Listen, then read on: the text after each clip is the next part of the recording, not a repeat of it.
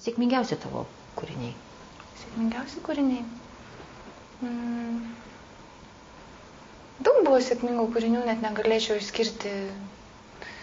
Vienam etape tai labai sėkmingas projektas tuo, kad jis išeina į gatvę ir būna galima įtrauktas į miesto architektūrinę kažkokią panoramą.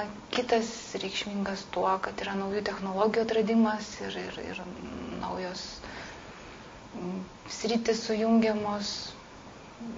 Kitas etapas yra sėkmingas tuo, kad sugebu kelias kultūras sudėti ir pažiūrėti per savo lietuvišką identitetą. Tai... O tokia visuomenės pripažinimo prasme gal pristatytas kokiose parodose ten? Pats pirmasis didžiausias projektas, kuris buvo pastebėtas ir buvo matytas, tai mano magistratūrinis darbas, kurį aš iškabinau Pilies gatvėje ant fasadų.